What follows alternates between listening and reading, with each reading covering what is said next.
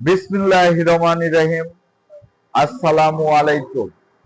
Welcome to my YouTube channel easy to English grammar. আজকে একটি গুরুত্বপূর্ণ টপিক নিয়ে আলোচনা করব।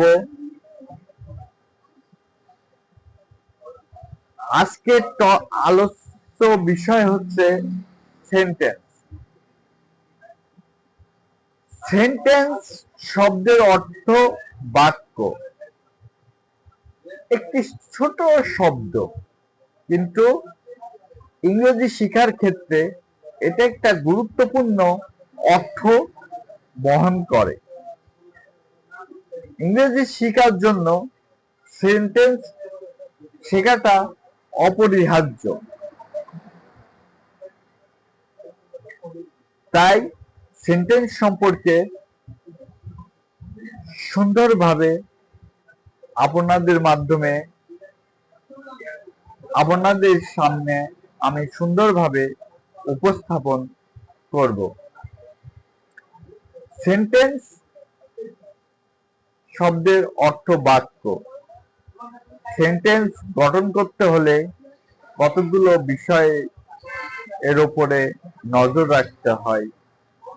সেন্টেন্সটা কিভাবে গঠিত হলো, সেন্টেন্সটা কোথা থেকে আসলো, সেই গুরুত্বপূর্ণ এলিমেন্ট গুলো আমাদের জানতে হবে। আমরা আজকে সেটাই জানবো। 1 নম্বর এলিমেন্ট লেটার, এর অর্থ বর্ণ। 2 নম্বর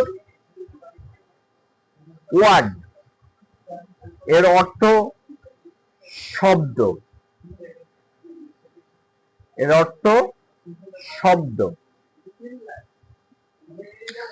তো কতগুলো লেটারের সমষ্টি মিলে একটি ওয়ার্ড তৈরি হয়।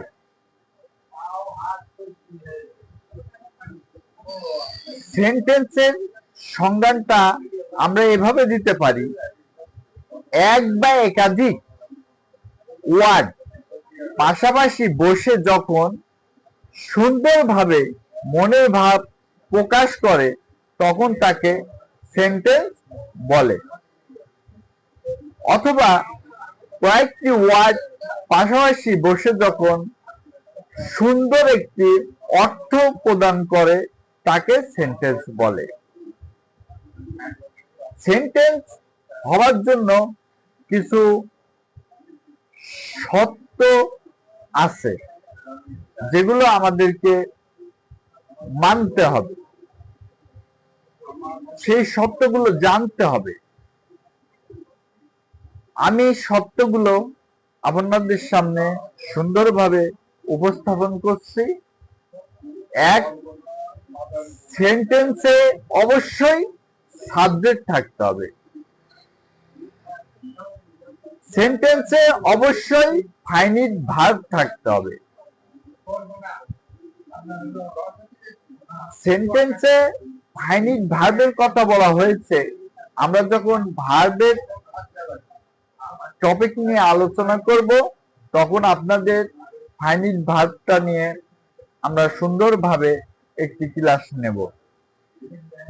তারপরে হচ্ছে সেন্টেন্স দ্বারা অবশ্যই কমপ্লিট সেন্টেন্স বা সম্পূর্ণভাবে ভাব প্রকাশ করে।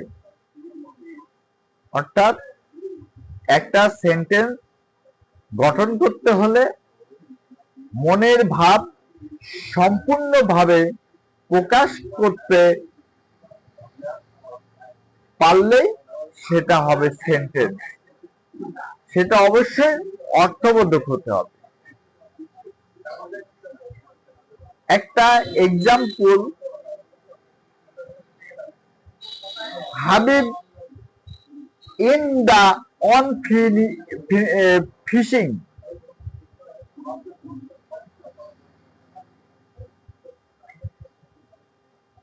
Habib in the on fishing, এটা কোনো সেন্টেন্স হতে পারে না। এর কারণগুলো কি? এই গ্রুপ অফ ওয়ার্ডস দ্বারা কোনো সম্পূর্ণ ভাব প্রকাশ পায়নি। এতে সাবজেক্ট পাওয়া গেলেও কোনো ফাইনিট ভার্ব পাওয়া যায়নি। প্রতিটা সেন্টেন্সে মেন ভার্ব থাকা বাধ্যতামূলক। এজন্য ভার্বকে সেন্টেন্সের প্রাণ বলা হয়। ব্যতিক্রম শুধু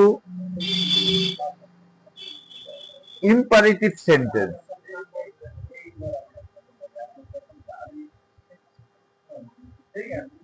আমরা এখন কাইন্ডস অফ সেন্টেন্সের প্রকারভেদ নিয়ে আলোচনা করব। এটা সুন্দরভাবে আমরা আলোচনা করব। সেন্টেন্স অর্থ অনুযায়ী সেন্টেন্স 5 প্রকার, যথা অ্যাসার্টিভ সেন্টেন্স, যেটাকে আমরা বলতে পারি বর্ণনা বা বিবৃতিমূলক। ইন্টারোগেটিভ সেন্টেন্স অথবা কোশ্চেন, প্রশ্ন বা জিজ্ঞাসামূলক। ইম্পারেটিভ সেন্টেন্স এর অর্থ আদেশ, অনুরোধ, উপদেশমূলক।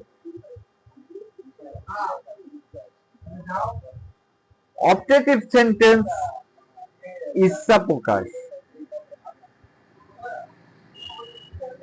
Exclamatory sentence বিস্ময়মূলক। গঠন বা স্ট্রাকচার অনুযায়ী সেন্টেন্স 3 প্রকার। 1. সিম্পল, যার অর্থ দাঁড়ায় হচ্ছে যে সরল বাক্য। 2. কমপ্লেক্স, যার অর্থ দাঁড়ায় জটিল বাক্য। 3.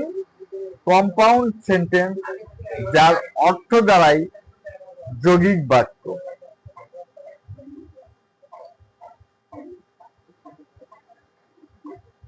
আজকে আমরা সেন্টেন্স সম্পর্কে কিছু গুরুত্বপূর্ণ তথ্য পেয়েছি। আমরা এই ভিডিওটা না টেনে সম্পূর্ণভাবে দেখে বুঝে কমেন্ট করব এবং আমি কমেন্টের আনসার প্রদান করব। আপনারা আমার চ্যানেলটিকে সাবস্ক্রাইব করবেন, লাইক দিয়ে অনুপ্রেরণা যোগাবেন এবং পরবর্তী পার্টে আমরা সেন্টেন্সের আরো বিস্তারিত আলোচনা করব। আজকে এই পর্যন্তই। সবাই ভালো থাকবেন, সুস্থ থাকবেন। আল্লাহ হাফেজ।